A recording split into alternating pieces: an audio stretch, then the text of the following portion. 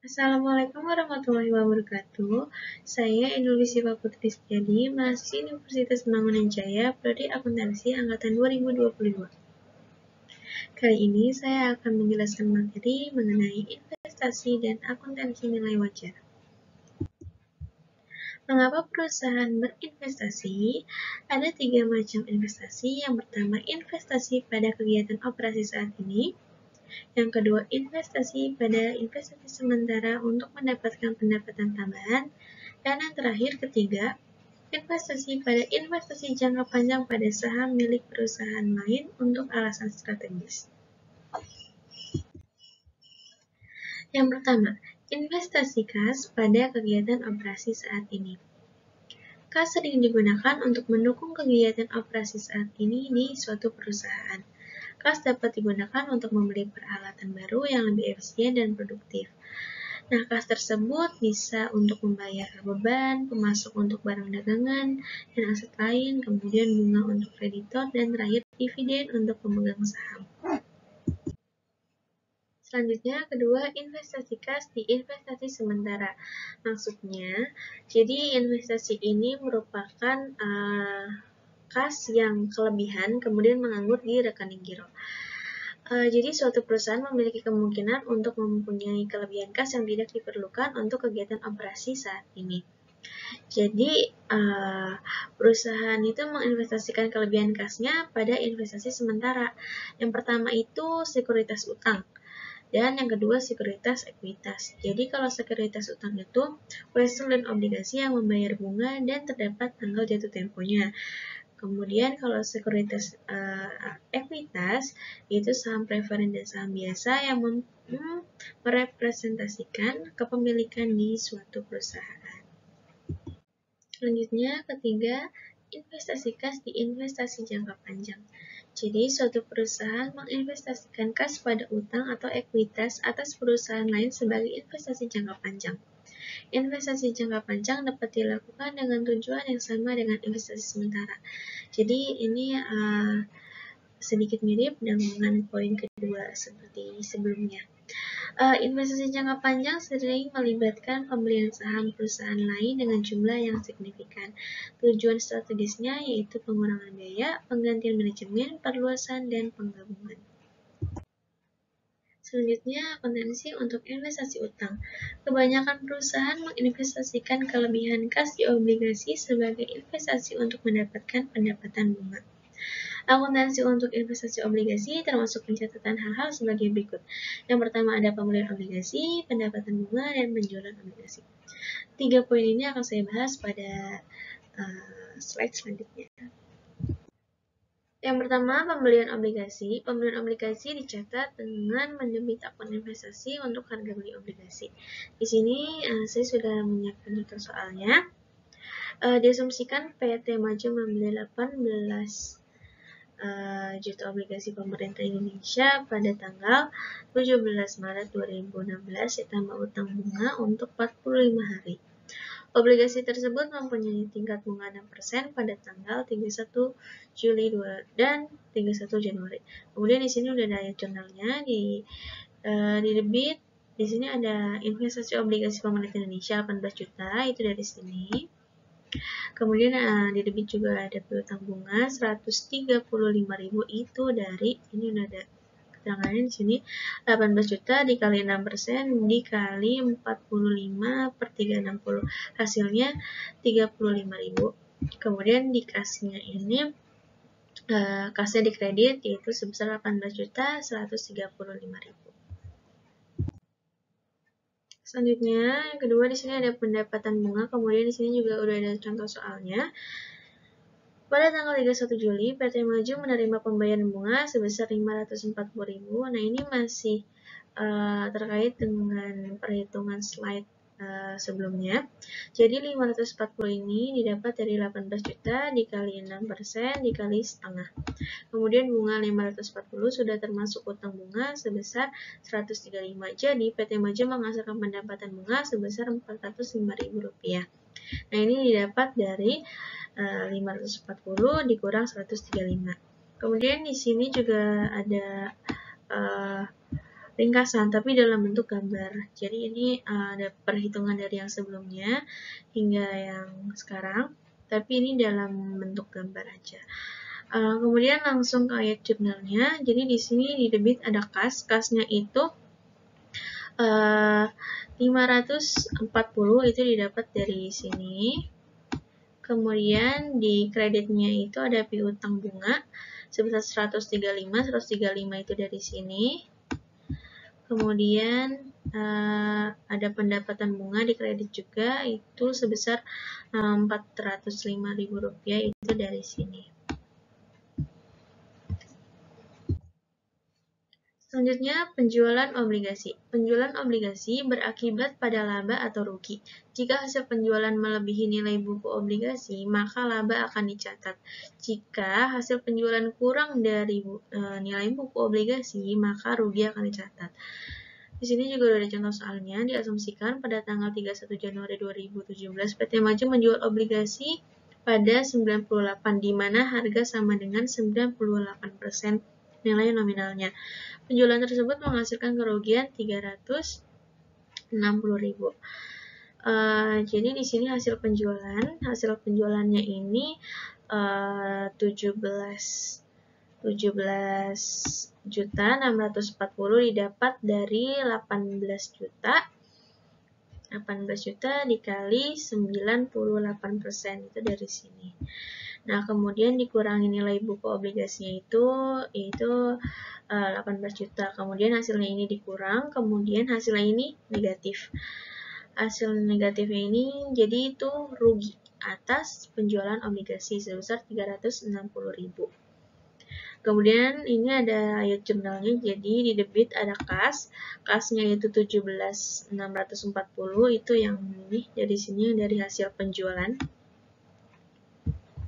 Kemudian di debitnya lagi juga ada rugi atas penjualan investasi, itu yang ini 360. Kemudian terakhir di kredit itu ada investasi obligasi pemerintah Indonesia sebesar 18 juta, ini yang ini. Selanjutnya, akuntansi untuk investasi ekuitas. Sebuah perusahaan dapat berinvestasi pada saham preferen atau saham biasa perusahaan lain. Perusahaan yang berinvestasi dengan saham perusahaan lain disebut dengan investor. Perusahaan yang sahamnya dibeli disebut dengan invest. Nah, di sini ada persentase saham beredar oleh investor. Yang pertama di sini ada kurang dari 20%, itu tingkat kontrol investor atas investnya itu tidak ada kontrol, kemudian menggunakan metode biaya. Selanjutnya antara 20% dan 50% itu pengaruhnya signifikan, kemudian menggunakan metode ekuitas. Dan yang terakhir yaitu lebih dari 50% yaitu terkontrol atau bisa dikontrol menggunakan metode konsolidasi. Bagian ini akan saya rinci lebih lanjut pada slide selanjutnya. Oke, yang pertama di sini ada metode biaya, yaitu kepemilikan kurang dari 20%. Jika investasi kurang dari 20% dari saham perusahaan yang beredar, maka dicatat menggunakan metode biaya. Ayat jurnal dicatat untuk transaksi. Nah, ini ada 3 macam transaksi, yaitu pembelian saham, kemudian penerimaan dividen, dan yang terakhir yaitu penjualan saham. Yang ini masing-masing udah ada contoh soalnya. Yang pertama yaitu pembelian saham.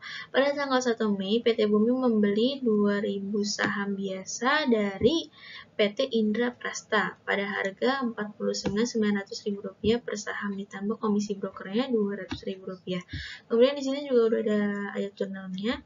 Di debit itu ada investasi saham PT Indra Prasta sebesar 100 juta, kemudian kasnya di kredit sebesar 100 juta juga, itu didapat dari, ini udah ada keterangannya, 49.900 dikali 2.000 lembar ditambah Rp200.000. Nah, kemudian yang kedua di sini contoh soal dari penerimaan dividen, yaitu pada tanggal 31 Juli PT Bumi menerima dividen sebesar Rp400 per lembar saham dari PT Indra Prasta. Nah, di sini udah ada ayat jurnalnya juga. Di debit ada kas sebesar 100.000, kemudian pendapatan dividen di kredit sebesar 800.000 juga. Nah, 800.000 ini didapat dari 2.000 lembar dikali 4 rupiah. 2.000 lembar ini dari yang ini, kemudian 4 rupiahnya dari sini. Kemudian yang terakhir di sini ada contoh soal dari penjualan saham. Pada tanggal 1 September, PT Bumi menjual 1.500 lembar saham PT Indraprasta sebesar 54.500 per saham. Jadi ini si PT Bumi ini menjual lagi nih saham yang dia beli dari PT Indraprasta. Kemudian dikurangi dengan komisinya 160.000. Nah, dari penjualan itu PT Bumi menghasilkan laba sebesar Rp6.590.000. Nah, di sini udah ada perhitungannya. Ini ada hasil penjualan. Hasil penjualannya itu ada 81.590.000 itu dari 54.500 ini 54.500 kemudian dikali 1.500 lembar kemudian dikurang 160.000 ini yang dikurangi komisi. Kemudian nilai buku sahamnya ini kan udah, kemudian nilai buku sahamnya itu 75 juta itu dari 100 yang ini 100 juta kemudian dibagi 2.000 lembar. Ini bagi yang ini. Oke, terus kalau udah dikali ini lembar saham yang PT Bumi ini jual lagi gitu. Jadi hasilnya 75 juta. Nah, hasil ini kemudian dikurang. Kemudian hasilnya ini karena dia bisa dikurang, maka dia jadinya laba sebesar 6.590.000 rupiah. Selanjutnya, yang kedua itu metode ekuitas, itu kepemilikan antara 20-50%. Investasi antara 20-50% dari saham beredar, maka dicatat menggunakan metode ekuitas. Dan di sini ada 4 jenis transaksi, yaitu ada pembelian saham, kemudian mencatat laba neto invest, kemudian mencatat dividen invest, dan yang terakhir yaitu pembelian saham. Kemudian di sini juga ada contoh soalnya juga. Yang pertama pembelian saham. PT Sinar membeli kepemilikan 40% saham biasa PT Flamigo pada tanggal 2 Januari 2016 sebesar 350 juta. Kemudian di sini udah ada ayat jurnalnya. Yang di debit ini ada investasi pada saham PT Flamigo sebesar 350 juta itu dari sini. Kemudian di kredit itu ada kas sebesar 350 juta sama. Kemudian yang selanjutnya yaitu mencatat laba neto invest. Untuk tahun yang berakhir 31 Desember 2016, PT Flamigo melaporkan laba neto sebesar 105 juta rupiah. Nah, PT Sinar ini sebagai investor dia mencatat pangsa laba neto dari PT Flamigo. Nah, ya jurnalnya yaitu di debit ada investasi pada saham PT Flamigo sebesar 42 juta, kemudian pendapatan PT Flamigo sebesar 42 juta juga. Nah, 42 juta ini didapat dari ini 105 juta dikali 40%. Selanjutnya yang terakhir, yang ketiga di sini ada mencatat dividen invest, yaitu PT Flamigo mengumumkan dan membayar dividen tunai sebesar 45 juta. Nah, PT Sinar ini sebagai investor dia mencatat pangsa dividen PT Flamigo. Di debit di sini ada kas sebesar 18 juta dan investasi pada saham PT Flamigo sebesar 18 juta juga. 18 juta ini didapat dari 45 juta ini, kemudian dikali dengan 40% yang ini. Oke, yang terakhir di sini ada pembelian saham. PT Sinar menjual saham PT Flamigo. Ini sama seperti sebelumnya. Jadi PT Sinar ini menjual lagi saham yang dia beli dari PT Flamigo pada tanggal 1 Januari 2017 seharga 400 juta. Labanya itu yang dia dapat sebesar 26 juta. Nah, di sini udah ada perhitungannya juga. Di sini ada hasil penjualannya yaitu 400 juta, yaitu kan dari sini soalnya 400 juta. Kemudian ada nilai buku investasi saham.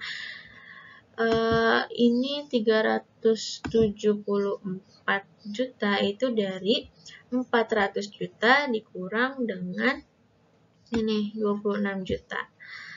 Nah, udah habis itu ini dikurang. Karena bisa dikurang, maka dia menghasilkan laba. Labanya itu sebesar 26 juta rupiah. Kemudian, di sini udah ada ayat journalnya juga. Ayat journalnya di debit ada kas 400 juta, itu ini. Kemudian ada di kredit ada investasi pada saham PT Flamigo sebesar 374 juta, itu yang ini. Kemudian terakhir ada laba atas penjualan saham PT Flamigo, itu labanya yang ini. Dah. Selanjutnya yang ketiga, di sini ada konsolidasi, yaitu kepemilikan lebih dari 50%. Jika investor membeli lebih dari 50% dari saham yang beredar, maka investor dianggap memiliki kontrol atas invest. Pembelian kepemilikan lebih dari 50% saham perusahaan asosiasi disebut kombinasi bisnis. Sebuah perusahaan yang memiliki seluruh atau sebagian besar saham biasa dari perusahaan lain disebut perusahaan induk. Kemudian korporasi yang dikendalikan disebut anak perusahaan. Dan terakhir, laporan keuangan gabungan disebut dengan laporan keuangan konsolidasi. Selanjutnya, nilai dan pelaporan investasi. Sekuritas utang dan ekuitas adalah aset keuangan yang sering diperdagangkan di bursa publik seperti New York Stock Exchange. Nilai wajar adalah harga pasar yang akan diterima perusahaan jika sekuritas dijual. Nah, di sini ada 3 jenis sekuritas. Yang pertama ada sekuritas trading. Jadi, sekuritas trading ini merupakan perubahan nilai wajar yang diakui sebagai keuntungan atau rugi yang belum direalisasi periode berjalan. Selanjutnya, yang kedua yaitu sekuritas yang tersedia untuk dijual, yaitu perubahan nilai wajar yang dilaporkan sebagai laba atau rugi yang belum direalisasi pada laporan laba rugi. Dan yang terakhir yaitu sekuritas yang dimiliki hingga jatuh tempo. Jadi, sekuritas ini merupakan investasi utang seperti wesel atau obligasi bahwa sebuah perusahaan cenderung mempertahankan sekuritas tersebut hingga tanggal jatuh tempo. Nah, di sini juga ada ringkasan dari semua ini. Di bagian sini, ini ada ringkasan aja sih dari penjelasan di slide ini. Selanjutnya, akuntansi nilai wajar. Nah, sebelumnya kan sempat kita singgung sedikit mengenai nilai wajar. Jadi, nilai wajar itu merupakan harga yang akan diterima untuk menjual aset. Jadi, nilai wajar itu mengasumsikan bahwa transaksi ini terjadi dalam kondisi bisnis normal. Nah, dampak akuntansi nilai wajar terhadap laporan keuangan itu penggunaan nilai wajar untuk menilai aset dan liabilitas mempengaruhi laporan keuangan. Jadi, secara khusus, laporan posisi keuangan dan laporan laba rugi dapat terpengaruh. Sekian pemaparan materi dari saya. Kurang lebihnya mohon maaf. Wassalamualaikum warahmatullahi wabarakatuh.